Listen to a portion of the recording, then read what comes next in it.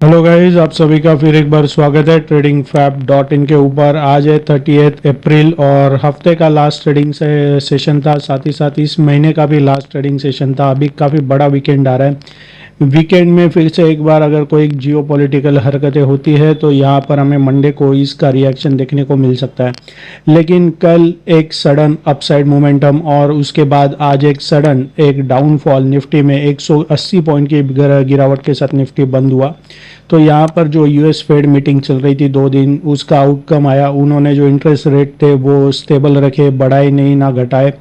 तो जो market expect कर रहा था, एक्सपेक्टेशन से ज़्यादा कुछ नहीं मिला, जो एक्सपेक्ट कर रहा था वही मिला। इसके कारण पूरी तरह से ग्लोबल मार्केट्स में भी ये डाउनसाइड देखने को मिल रही है। और साथ ही साथ ब्रेंट क्रूड जो है ये अभी $120 के ऊपर पहुंच चुका है। तो यहाँ पर ऑयल की कीमतें जैसे ही बढ़ती है तो दुनिया भर में महंगाई हो सकती है, तो इसके कारण भी यहाँ पर सीधे तौर पे दबाव देखने को मिल रहा है।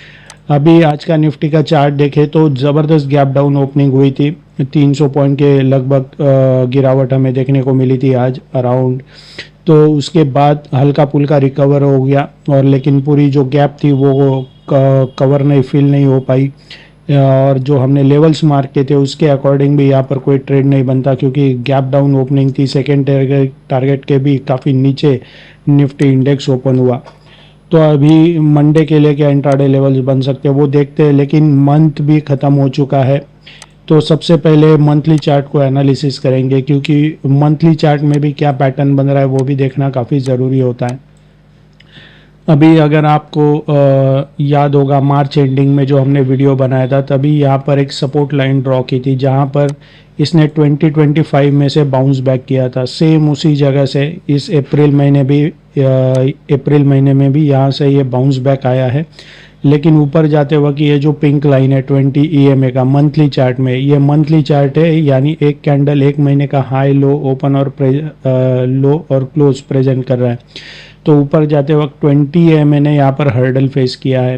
तो जो प्रीवियस 3 महीने से जो डाउन ट्रेंड चल रहा है वो ही अभी भी कंटिन्यू है, ऐसा हम कह सकते हैं, क्योंकि प्रीवियस मंथ के कैंडल के हाई को इसने ब्रेक नहीं किया है। ठीक है, उसके नीचे आकर ये क्लोज हुआ है। तो 3-4 महीने लगातार ये गिरावट देखने के बाद एक यहाँ पर ग्रीन कैंडल बना है इस महीने का। तो इसके साथ हम ये नहीं कह सकते कि भाई यहाँ से ये बाउंस बैक आ सकता है। ठीक है, लो फिलहाल यहाँ पर ये मंथली चार्ट की बात कर रहा हूँ। मंथली चार्ट के हिसाब से अगर ये 22,000 के नीचे चला जाता है तो ही यहाँ से एक ज़बरदस्त डाउनफॉल देखने को मिल सकता है। अदरवाइज़ यहाँ पर ये अभी भी ये 20 EMA को जब ये काट के ऊपर की तरफ चलेगा तभी हम यहाँ से कह सकते हैं जो भी बाउंस बैक है ये फिर से अप ट्रेंड में कन्वर्ट हो सकता है। फिलहाल मंथली चार्ट में भी ये मूविंग एवरेजेस के बीच में ट्रैप हो चुका है। तो जैसे कि हम देख रहे हैं, ये जब से वॉर चालू हुआ है तब से gap up gap down opening sideways momentum volatile market हमें देखने को मिल रहा है। तो इस प्रकार का मार्केट हमें आने वाले समय में भी देखने को मिल सकता है, जब तक ये मूविंग एवरेजेस के बाहर नहीं निकलता। तो यहाँ पर ये सिचुएशन बनी हुई है मंथली चार्ट में। अगर वीकली चार्ट को देखें, वीकली चार्ट में आप देख सकते हैं फिर से ये तीनों मूविंग एवरेजेस के नीचे आके जस्ट क्लोज हुआ है। तो ये एक नेगेटिव पॉइंट है। यहाँ पर 20 और 50 ने नेगेटिव क्रॉसओवर दिया है।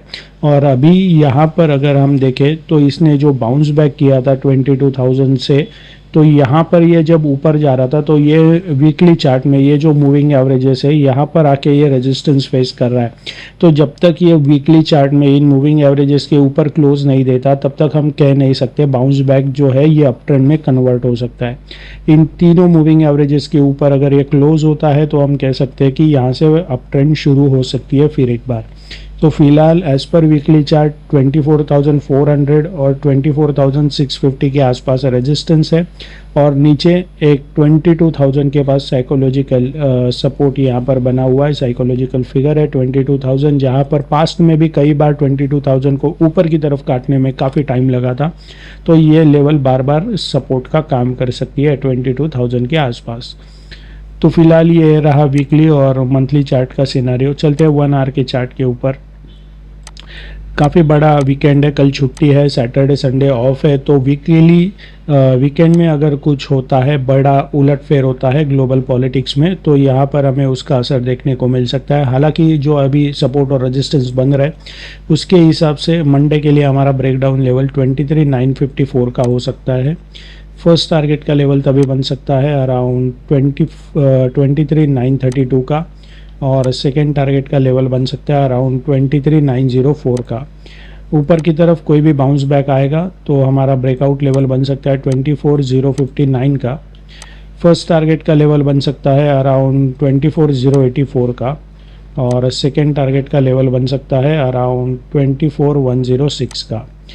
तो ये है निफ्टी के लेवल्स। अभी बैंक निफ्टी पर चलते हैं।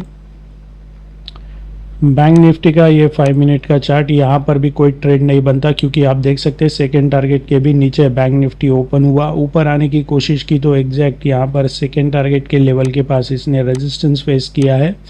तो यहाँ पर भी बैंक निफ्टी में कोई ट्रेड नहीं बनता एज पर जो हमने लेवल्स मार्क किए थे। अभी चलते हैं 1 आवर के चार्ट के ऊपर। मंडे के लिए हमारा जो ब्रेकडाउन लेवल बन सकता है ये बन सकता है अराउंड 54,814 का। फर्स्ट टारगेट का लेवल तभी बन सकता है अराउंड 54,726 का, और सेकेंड टारगेट का लेवल बन सकता है 54,637 का। ऊपर की तरफ कोई भी बाउंस बैक आता है तो आज के हाई के ऊपर यानी अराउंड 55,114 ये हमारा ब्रेकआउट लेवल बन सकता है। फर्स्ट टारगेट का लेवल तभी होगा 55,198 का। सेकेंड टारगेट का लेवल बन सकता है इस 20 EMA के पास, जहाँ पर इसने पास्ट में 2 दिन यहाँ पर इस सपोर्ट लिया था, वो सपोर्ट आज टूट गया है। तो हमारा सेकेंड टारगेट का लेवल 55,289 का होगा। तो ये है निफ्टी बैंक निफ्टी के इंट्राडे लेवल्स मंडे के लिए। हमारी जो ऑफ़र है, हमारी वेबसाइट है tradingfab.in, यहाँ पर आपको वो मिल जाएगी। सो फिलहाल वीडियो आपको अच्छा लगे तो लाइक शेयर कमेंट जरूर करें। So thank you very much and happy trading. Investments in securities market are subject to market risks. Read all the related documents carefully.